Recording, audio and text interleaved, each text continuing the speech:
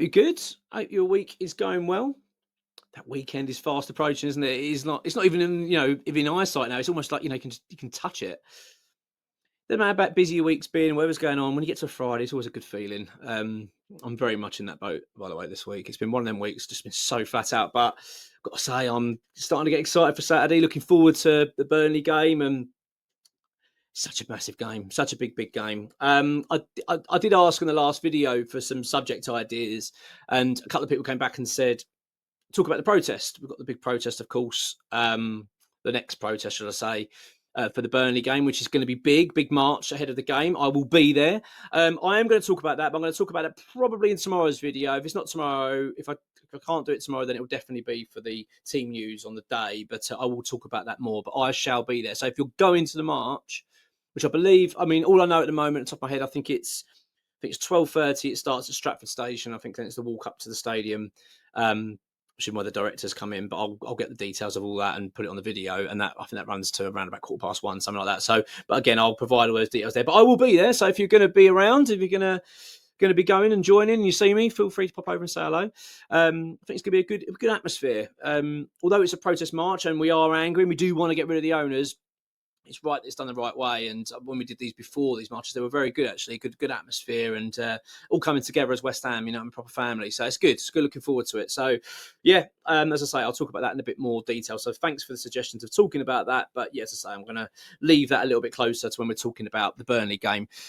Today we're talking about Lucas Paqueta. It doesn't feel long ago, does it, that I was sitting in this chair saying, God, you know what? Done with all these poor performances from Paqueta. I'm losing my patience. And you know what? If a big offer comes in January, I'll be tempted to take it, because there was rumours of a £50 million offer coming in. It's amazing what 90 minutes of football can do then, because I don't feel like that anymore. Certainly not. And by the way, you are allowed to change your mind. People always like to dig people out, don't they? Well, you didn't say this before, but, why not? You are allowed to change your mind. And look, the reason I've changed my mind is because I've just seen a match in which we said such a well-balanced midfield, and Paqueta was a huge part of that. So long may that continue. So certainly we'll not be looking to sell him. So this story's run has come today. Well, it's two parts. Firstly, it came from Fabrizio Romano. Now, of course, Fabrizio Romano is the king, isn't he? Let's be honest. He is the top dog. He is the man when it comes to transfer news. Not just for West Ham. I'm talking about everywhere in football. He seems to never sleep, the man. But he's made a great career out of what he does. He's a very reliable journalist and insider. I think he's got it through football agents, however he does it. He is very, very, very well connected. So pretty much what he says goes. However, I don't think that counts for West Ham. His reporting of West Ham has been pretty shocking, actually. I think over the last year or so, he does. He must hate reporting on West Ham. I think actually it's one club he should maybe just leave alone, because every time he seems to report something, it gets discredited.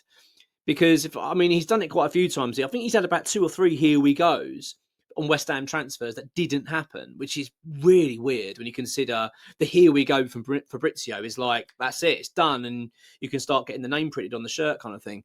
But not when it comes to West Ham. He did it in the summer over, funny enough, Paqueta. And if I remember rightly, I think it was the Aston Villa move. If I remember rightly, I'm pretty sure it was here we go soon. It didn't say here we go, but it went out here we go soon. And then it was just basically dismissed. And I remember at the time talking about this, because I was talking obviously with X about it as this was happening and going, oh, is this, are you seeing this? And he was going, I'm talking to people, mate. It's not happening. So it's very strange. So it's almost like it's happened again, really, in that.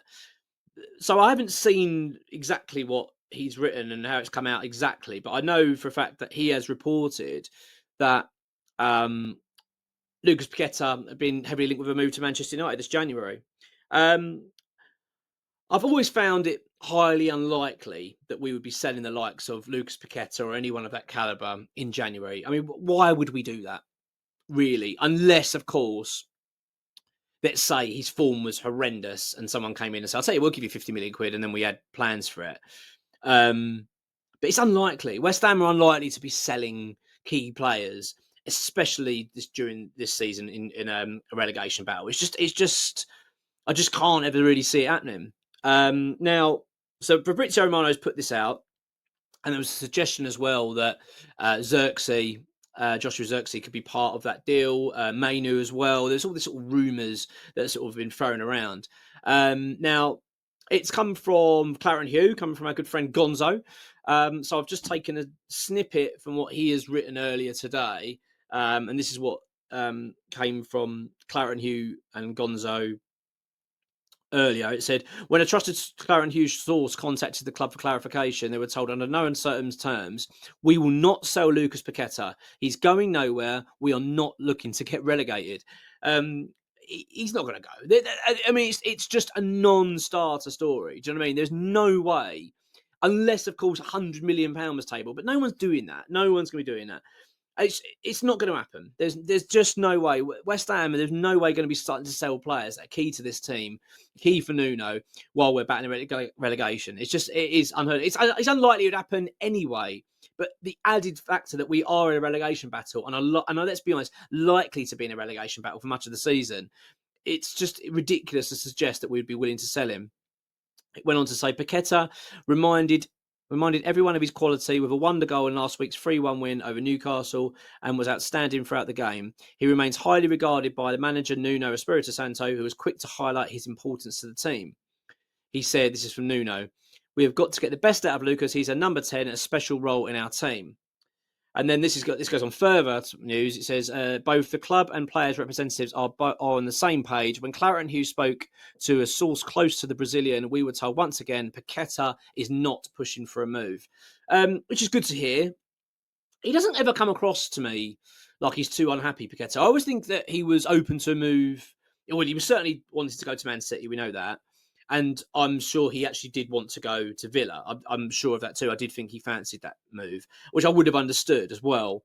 But what I've got to say as a compliment to Paqueta is that even during that time when he was, especially for the Man City thing, when he was very close to joining that club, he never kicked up a stink. You know what I mean? He never refused to play. I mean, he did say to Moyes that he wanted to play to a certain time in the game, and if it was fine, then he'd want to come off. But he's never refused. He's never kicked his toys out of the pram, and he always comes across as a guy that genuinely loves this football club. Do you know what I mean? He genuinely loves playing for West Ham. I think he loves the fans. I think, don't get me wrong, I do think we're at the end time with him now, West Ham. I don't see him committing his future, signing new deals.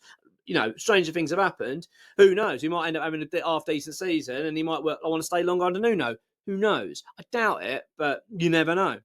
But I've got to give him credit for the fact that he never kicks up and makes a fuss. I mean, you look back. I mean, I've compared him to this guy for other reasons, but look at Payet.